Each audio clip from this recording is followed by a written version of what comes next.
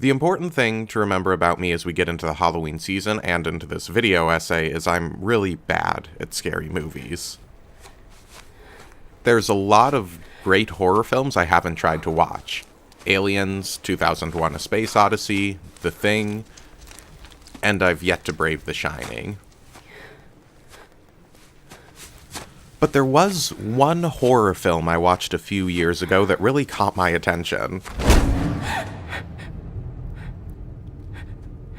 And it's probably not at all what you're expecting.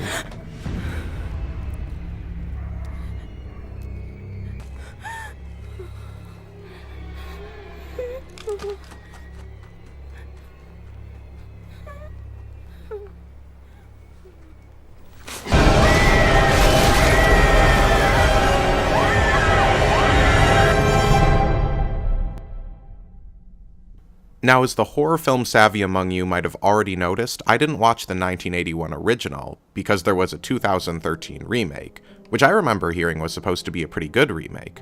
Not as good as the original, but pretty good.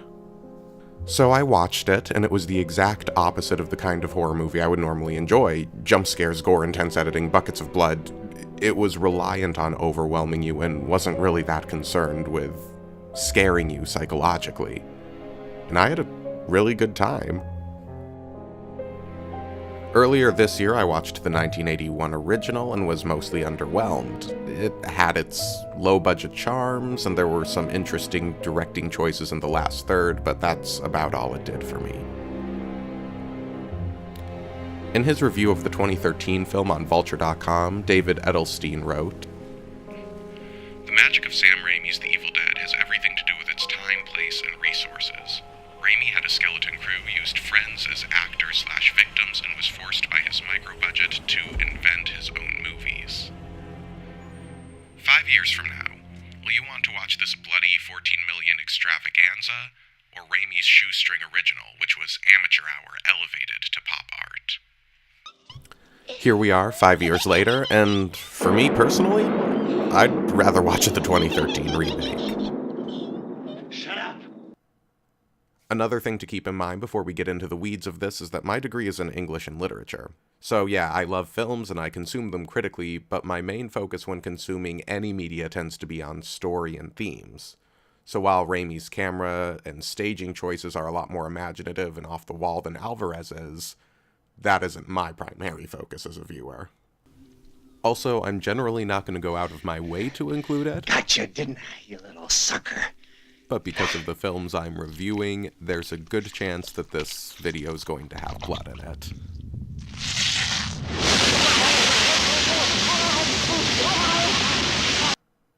Possibly a lot of blood. That out of the way, let me tell you why Evil Dead 2013 is an effective horror movie, an effective parable about overcoming addiction, and holds up pretty well when viewed through a feminist lens. The premise for both movies is essentially the same. 5 college students, Ashley, Cheryl, Scott, Linda, and Shelley in the original, or Mia, David, Eric, Olivia, and Natalie in the remake, spend the night in a cabin in the woods. While there, they discover an evil book. The book is read from, demons are invited, the college students begin dropping like flies until there's only one left. And in the original, it's pretty much that simple, with only a little bit of insight into the characters. We know they're students at Michigan State University. We know Linda is dating Ash. Ash and Cheryl are siblings. Scotty is a friend, and he is dating Shelley. We know that Scotty is a bit of a jerk, and Ash is clearly traumatized, even when the horror is just beginning. And I couldn't tell you a single character trait for any of the female characters. I actually didn't even catch that Shelley was Ash's sister until after I watched the movie and was looking it up on IMDb. There's no problem with having a straightforward premise with straightforward characters, especially in a film like this where the people working on it were clearly trying to showcase creativity. In the new one, this premise is complicated a little bit. The characters aren't just hanging out in the woods, they're there to help Mia, a recovering drug addict. Spearheading this venture is her brother David and his girlfriend Natalie. With them are Eric and his nurse friend Olivia. Obviously, none of these characters are giving King Lear or Lady Macbeth a run for their money, but we get a clear sense of their relationship to one another and their reason for being there when compared to the original, and here it feels a little bit more horrifying when everything turns south. That said, if you come to this movie cold, the surprise star of the film is Mia, portrayed by Jane Levy. This is, it's made from a buckthorn tree. It's supposed to make your will stronger. But I thought you didn't believe in that kind of stuff. I don't, but you do, so maybe it'll work. Surprising both in that Jane Levy kills it as Mia, and I can't believe I haven't seen her in anything since this movie came out, and because, if you're coming in cold, the movie doesn't let you guess who's going to be the last character alive. Mia is the first one to get possessed and spends the majority of the film as such, meaning Jane Levy is playing both normal Mia and a good portion of the bits where she's supposed to be acting like a demon. We have a shot that, of course, is not the whole thing in the movie because the movie will be 3 hours long, but we had a day of just Jane going bananas in the cellar, and we just put the camera there, zooming in on her as she goes crazy, and she tried different things and different things that the demon is going. It's just like we have a sneak peek of what's going on in the cellar with Mia. I think the shot is probably 5 minutes long, and she doesn't stop until the end. Probably in the minute 5, she goes like, "Please, can we cut?"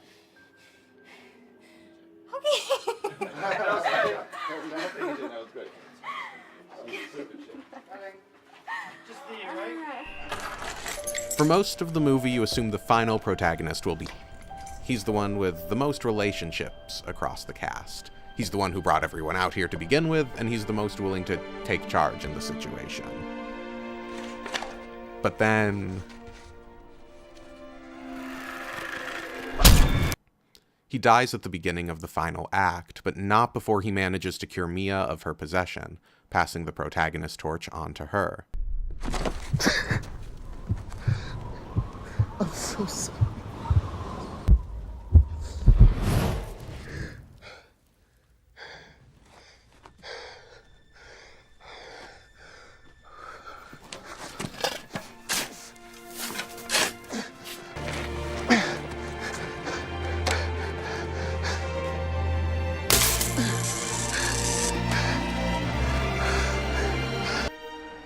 You're at peace now.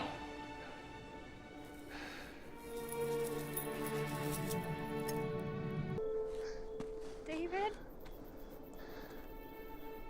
And this is where the parable of overcoming addiction comes in. Mia?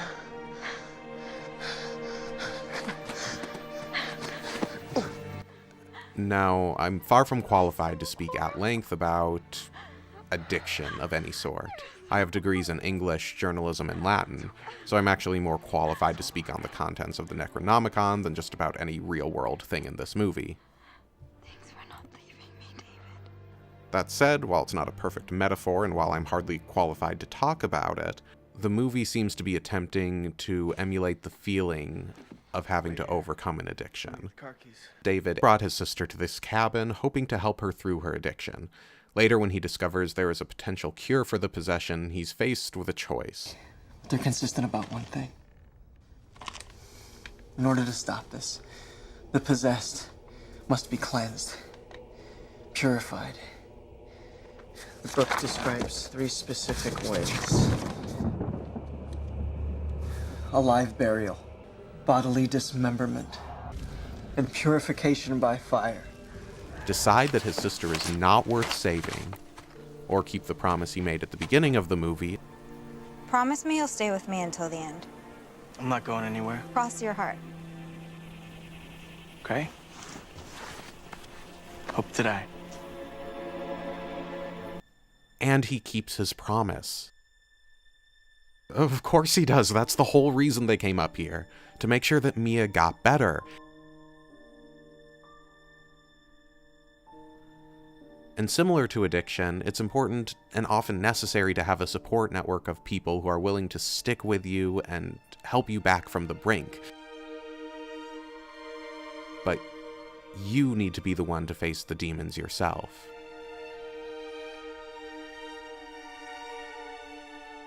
Mia ends up facing off against a demonic version of herself and winning because she doesn't want to not have control of herself again, and she's willing to go through the hard stuff to make sure she doesn't have to go back to that.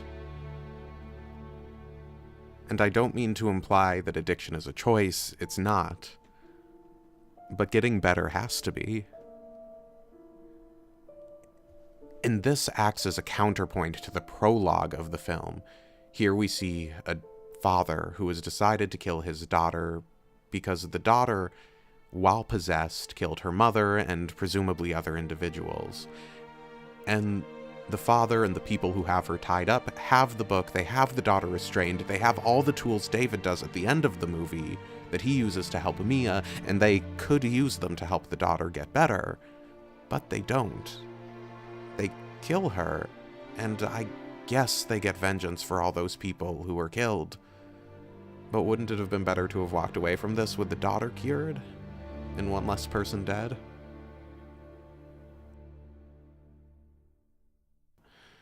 For all the murder and gore in the film, it's a movie about not giving up on people even when they're at their lowest point, so long as you know that you can help them. And obviously in real life there are toxic relationships, where everyone is better off if they're severed. And if you really want to stretch the premise of this reading, which I will, you could see the possession of all of David's other loved ones as manifestations of their toxicity. We see that Eric and Olivia are already in a pretty toxic place for Mia. They've decided they don't want to let her leave, no matter what. Looks like she's doing okay. David, there's something you need to know. David, when she breaks, and believe me, she will, we don't want to let her leave. What do you mean? You want to force her to stay here? And yes, they're trying to help her overcome her addiction, and while they've adapted a mindset of trying to help their friend, they seem to forget that she's a person and not a problem you can just brute force your way through. Their possession is just an extension of this. Jesus. We all need to be together on this, otherwise it won't work. I came here to make things better with my sister, not worse. Natalie is the only one this metaphor doesn't work great for. Of the five, she's just kind of generally supportive and rather inconsequential. She doesn't exhibit any explicitly toxic behavior until she's possessed. But I said I was going to stretch this premise, so let's stretch. Natalie is supportive, yes, but she's not constructive. She either goes along with what's happening or largely abstains from speaking up in any way that would be creating conflict. Thus, while she is supportive of Mia, she is complicit in allowing these things to happen to Mia. David is complicit as well, but he offers pushback to his friend's toxicity. But because Natalie is so go with the flow, because she as a character is the most malleable, she keeps getting swept up in the toxic tirade represented by possession that prevents Mia from leaving.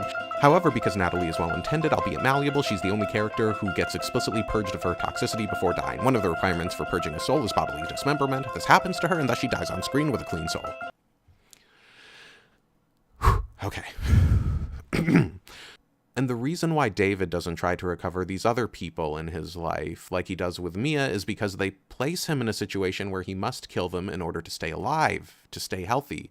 With the others, he is in a situation where he cannot save the relationship while still remaining himself. But with Mia, his sister, he finds a way. It's not Mia that kills David, it's Eric, and it's because Eric is a toxic part of his life now that David has cut himself off to make sure that Mia doesn't regress. And I think that's about all the gas this reading has.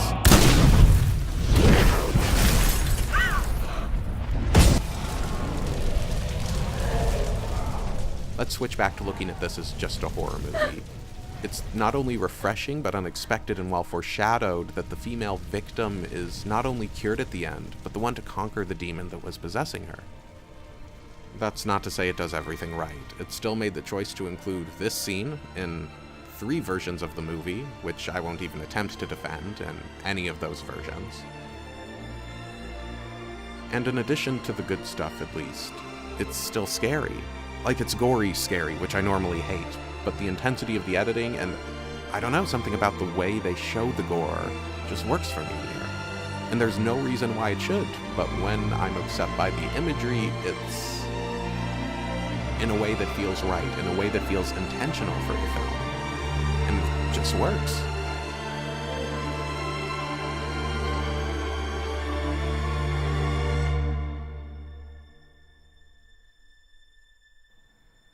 I don't think Evil Dead is going to win over that many Raimi purists. And most of the people I'd recommend this film to because of the message wouldn't care for most other aspects of the movie. But for whatever it's worth, here, 5 years later, for probably just me, I'd rather watch the remake.